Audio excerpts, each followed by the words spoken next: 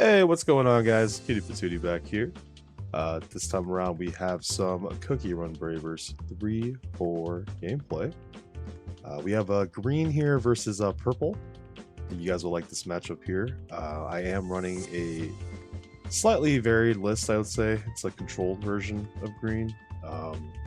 It was very similar to the recent regional top list, but definitely some most of my own ratios, I'd say. The only thing I took inspiration from mainly was just the divine light crystals, so it was all right. I think we're just getting warmed up here right now, just shuffling our decks. I think I mulliganed actually.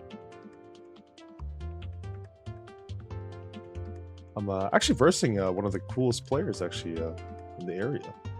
Goes by slightly. He was our top 4 in the main event on Saturday. Oh, look at that card shuffle, guys. You feel that? All right, getting into the hand here. So, guys, this hand was atrocious. Let me just start off with that right now, okay? Starting with a 2-4 and a 3-5 with a bunch of traps in hand. Not the best play, honestly. I mean, if this man has Starfruit in hand, I don't even know how I'd feel. So, taking a chance here. Starting off with Herb. Josh hits us up with a Affogato. 2 damage, 2 mana.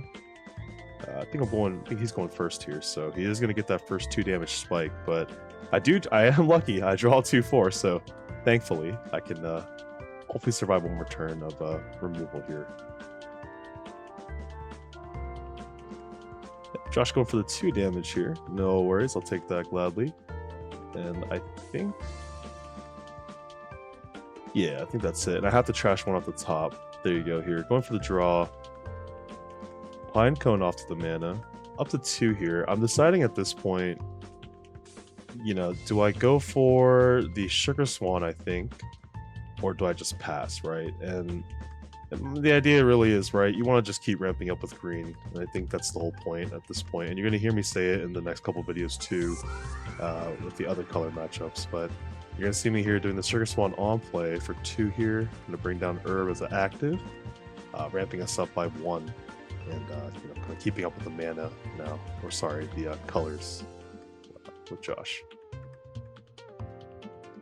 Also, having a level 3-2, in my opinion, also negates any Starfruit effects. It kind of forces him now with 3. I believe. Yeah, he's going into 3 support here. He can only do 3 damage max on the Sugar Swan, so the value I think is always worth the trade. That's just how I see it.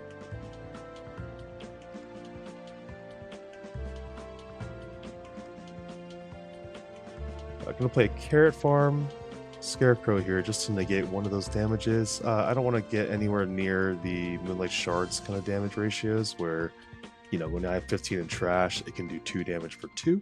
So we're just trying to make sure Sugar Swan can tank as much damage as possible and kind of just hang out a little bit here.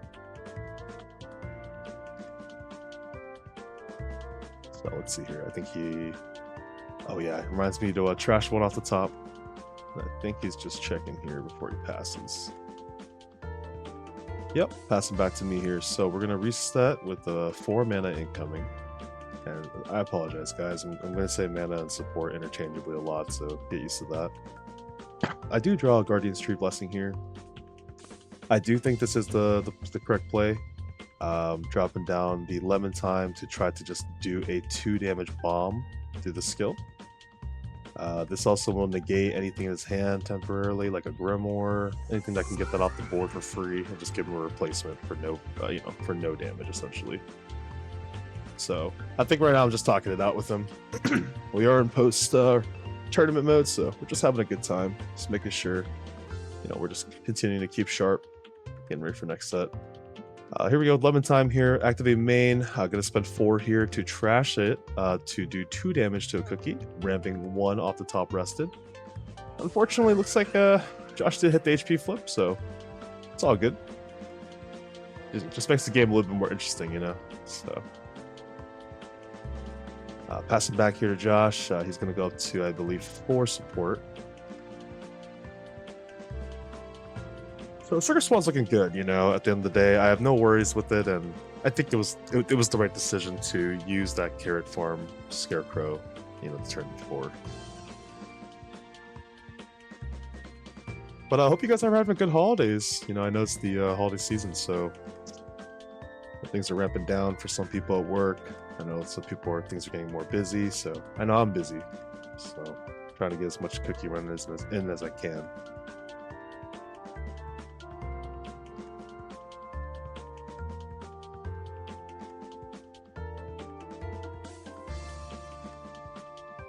Alrighty, Josh going for 2 more damage here into my Sugar Swan. No worries, up to 2 HP. Can't do Moonlight Shards, unfortunately. Ripped one off the top here. All good. Sugar Swan at this point to me, with Divine Light in hand, really just becomes a decision of, do I just want to tank it for one more turn, or, you know, do I just want to proceed with the turn, right? 1 cookie in hand. I'm a little nervous, but I trust that, you know, my deck will pay off. We'll see what happens.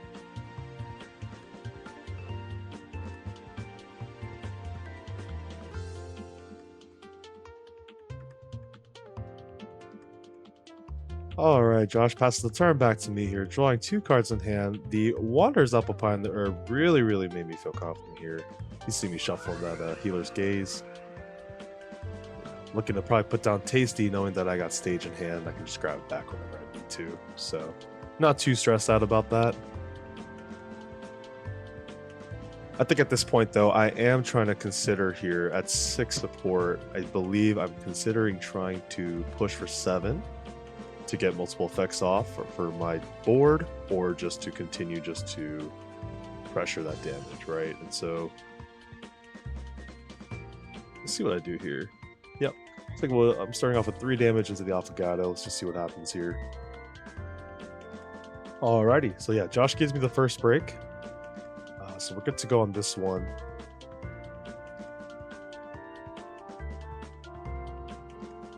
And I think he responds with another Affogato. Yeah, here it comes down. So Affogato to Affogato. I mean, really considerate plays here. Really, I mean, it's good. It's conservative. It's good. It's considerate. Like 2 for 2. I mean, what a good ratio.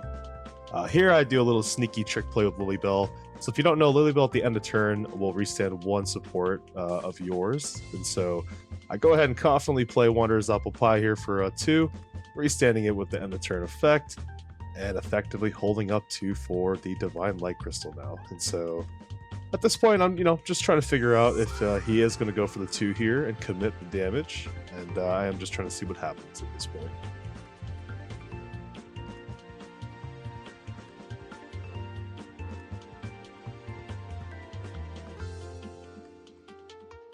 Alrighty, Josh going for his 5th support here. And if you guys notice here, right, so we're up to about 7 mana at this point, or 7 support, you know, compared to Josh. So we're about 2 turns always ahead as green, and that's really the goal here ultimately.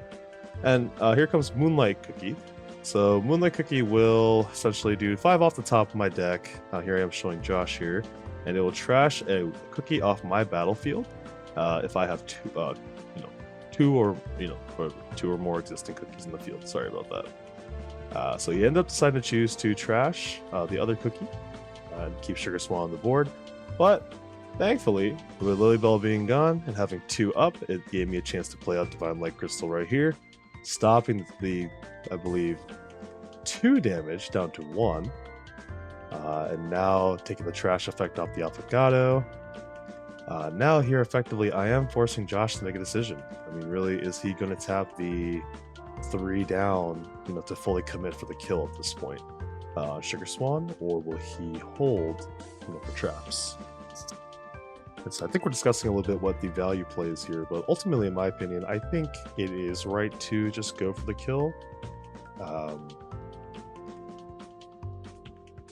But, you know, also there's no harm in just slowing down, right? Now that I'm looking at an afterplay.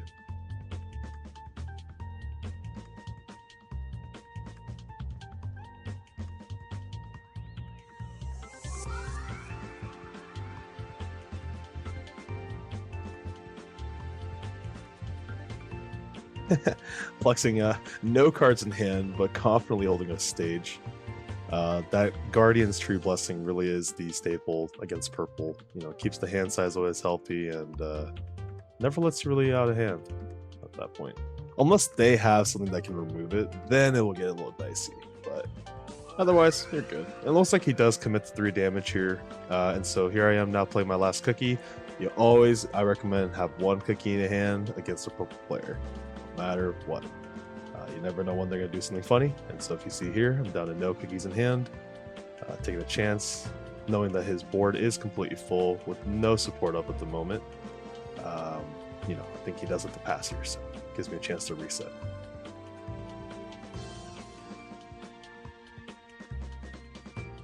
Drawing into a whipped cream and a cookie malls. Really happy to see at least 1 cookie in hand. Gives me some confidence, but I believe I do play it out knowing that I think I am going to just play out stage this turn and just try to get some value back from my support.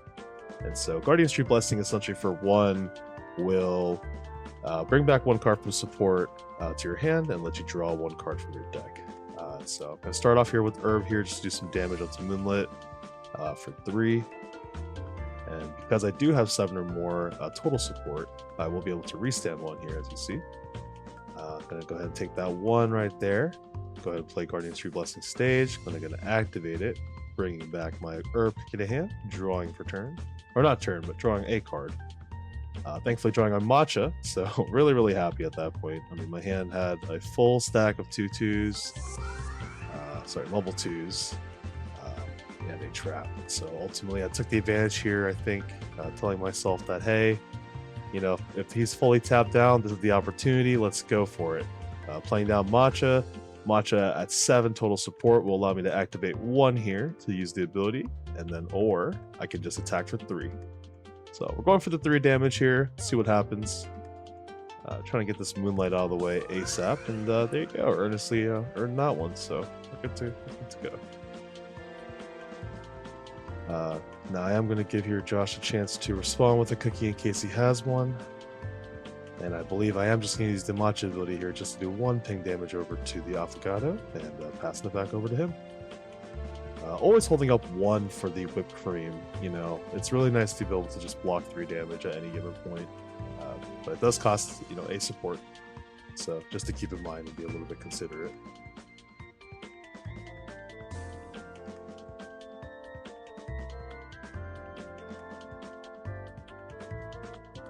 So at this point in the game, I would say, you know, Josh really is a little behind, I'd say, being at 6 here.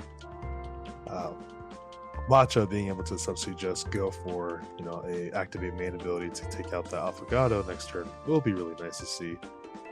But we'll see what he does here. Purple really excels in being able to just take their level 1s and manipulate them with their traps to reduce damage. So, but tough decisions, really. I mean, at this stage of the game, it's hard because you have to either see removal or just continue to force damage through, right? And so Josh going here with the pumpkin pie on play for 2 as it comes down. It's going to trash the top HPs of both my cookies here. Not a problem at the end of the day for me, knowing that he spent, you know, pretty much about almost half his mana to do that. Going to spend about the last 3 or so here to do 3 raw damage.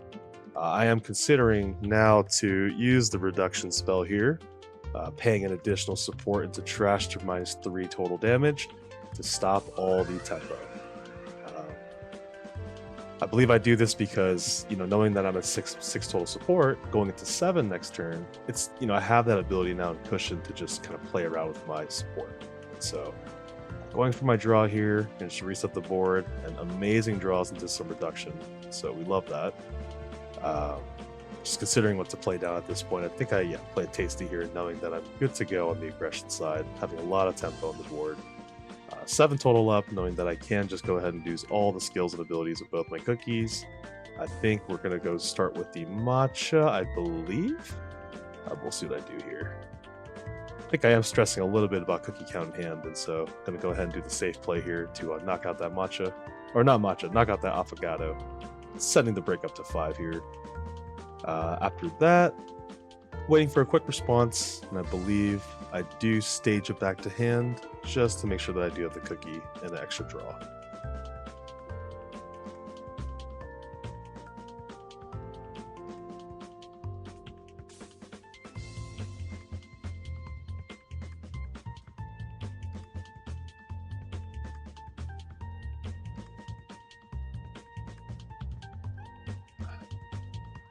Again, I'm just thinking here how I'd like to sequence the 3 damage. So we're going to start off with Herb Cookie so we can go ahead and do the then ability. Josh responding with the Village Scroll that is going to reduce 1 damage and bring back a total of 5 non-flip cards back into his deck shuffled, reducing it down to 2 damage.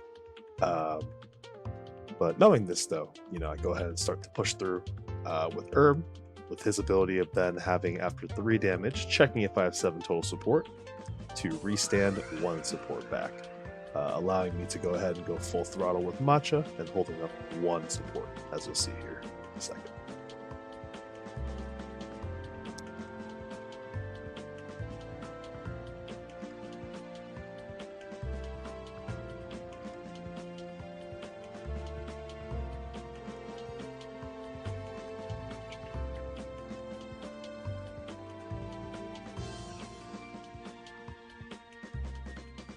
Alrighty, cutting the deck here real quick just to reset the board here. Starting up the 2 damage cycle into the flip draw. Into the heal. That's what we needed.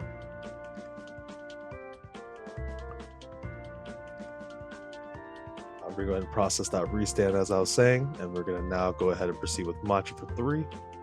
Let's see if we can go ahead and knock this pumpkin pie out of here. Going with the draw here. Alrighty, clean 2 pop off the break, pushing Josh up to 7, I believe. So at this point in the game, I'm feeling really good, and I don't have any illness or any fear at this point, of losing the game. At this point, I am forcing everything out of his hand, whether it's a Moonlight, a Wind Archer, as you're seeing here, or anything of that nature. So we'll see what we can do.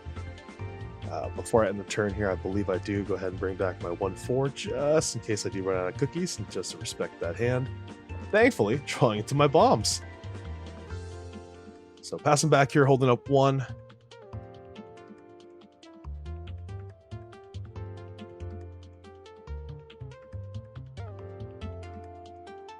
I think I am poised here to use the whipped cream, but I am a little hesitant at letting go of the resources right now, knowing that I am at 6.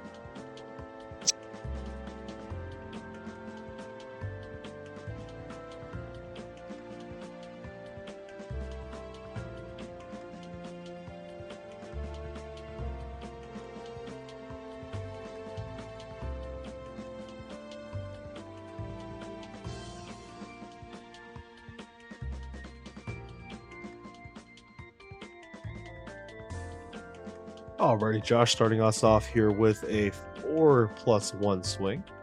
I think here I am forced here to play the whipped cream, I believe. Yep, so we're going to tap 1 here, paying out the cookie malls as an additional cost to reduce it down to 2 damage. Getting very lucky with the heal here.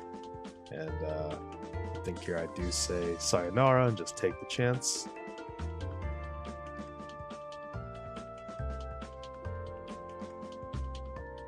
Do take the 2nd damage here.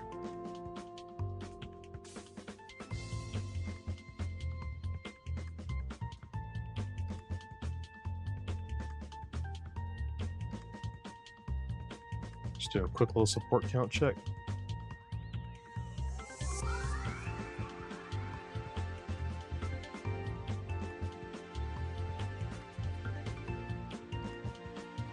And at this point, knowing that I do only have to, remove 1 more level 3 that Josh has committed to the board, looking to just go ahead and, just do as much damage as I can, really, before I drop down my big finisher here.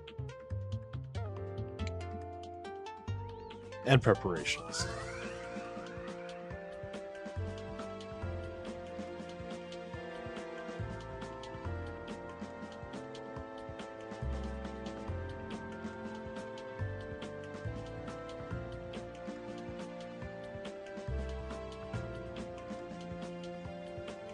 Alright, looks like Josh is going to use the Moonlight Shards for 2 to knock out my matcha cookie officially here. And I believe I do not respond with another cookie. I think I just go ahead and allow the turn to continue. Looks like Josh is going to pass the turn back to me here.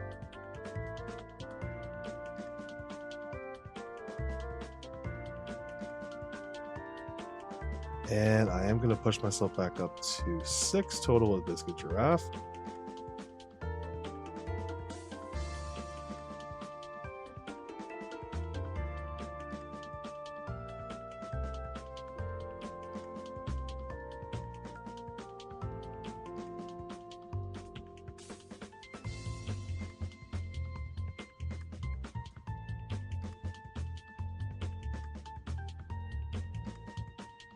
Tough decisions here. A lot of ramp, a lot of damage. Trying to figure out how I can push the 7 without feeling uncomfortable.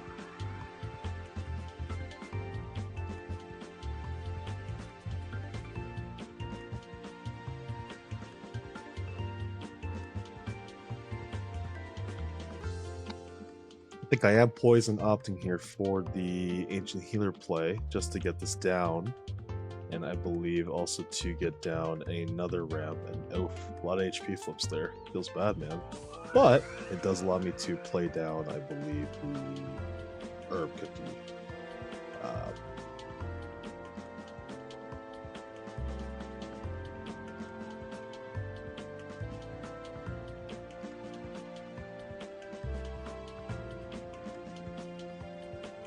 I believe this does reset my deck as well. What's nice about this reset is that, and I always try to do it against purple, is that, you know, you can stop now their Moonlight Shards and their Moonlight Cookie from being able to do any of those abilities. And so kind of slows on the game a little bit, resets us back just a bit, but just going to make sure we shuffle up and reset here real quick.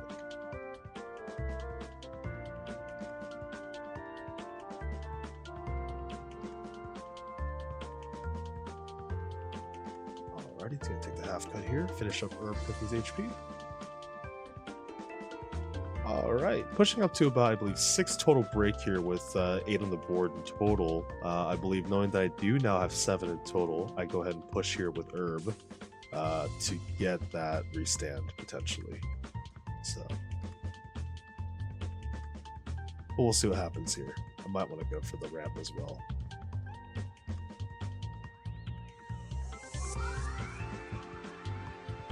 Looks like we're going for the... Yeah, looks like we're going for the Sugar Swamp play here. So, gonna go for the 5 HP again on play for 2. Gonna go ahead and bring down Herb Cookie as active. Shuffling out about 4 HP. And oof, 2 Wind Gems. Again, that is rough. I mean, you want to see Wind Gems essentially against any of these decks.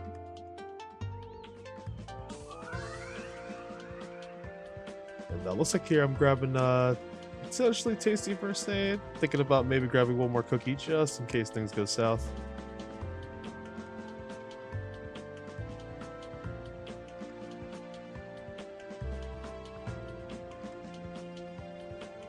Looks like I go ahead and grab that Tasty First Aid draw.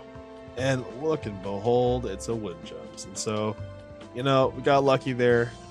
Definitely something that can be used, but not 100% needed at all times, but it's nice to have.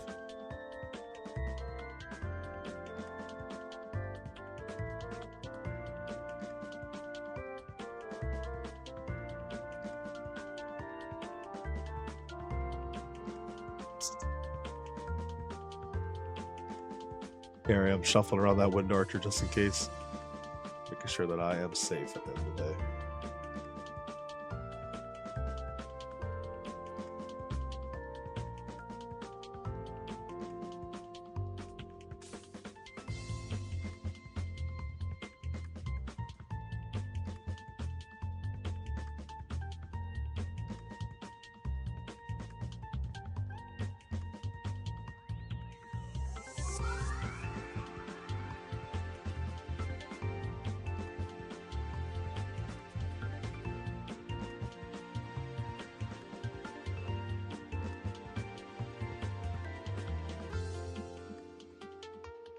Alrighty, Josh playing down another support for the turn here. Looking to start off with a 4+1 swing into the Sugar Swamp. I believe I do start us off with a Tasty First Aid just to stop 3 of that damage.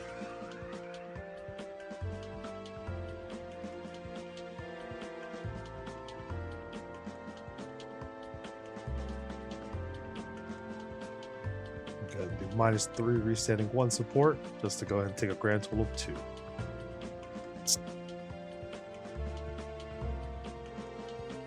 Completely out of Moonlight Shard range. I believe I do not even have 15 deck or trash at this point, excuse me, and I think I should be okay here with whatever happens. Knowing that my break is at 6, I can comfortably push for that 9 here.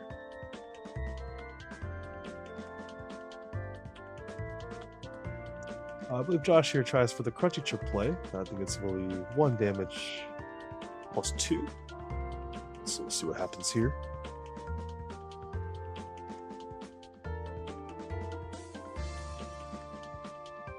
And, oof, there it is. The amazing 6 HP Sugar Swan. At this point in the game, I think I am very stressed out about letting go of that Wind Gems or Wind Archer. I think at this point I just let go of the Wind Gems, knowing that the damage, I think overall, is just more worth, knowing that Sugar Swan will be alive the turn after.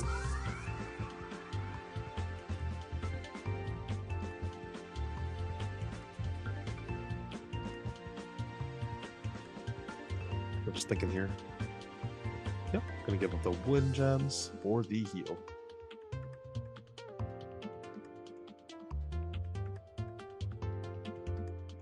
Pass it back to me here. I'm gonna go ahead and draw 2 more cards. Luckily finding 1 more Wind Archer. Not that I need it here at this point, but good to have. Confidently dropping down my last support for the turn, most likely, and game. Doing some quick mental math here on how to close out and seeing what the best odds are. Knowing that I do need to clear out this 5 HP, we're going to go here and start off with the 3.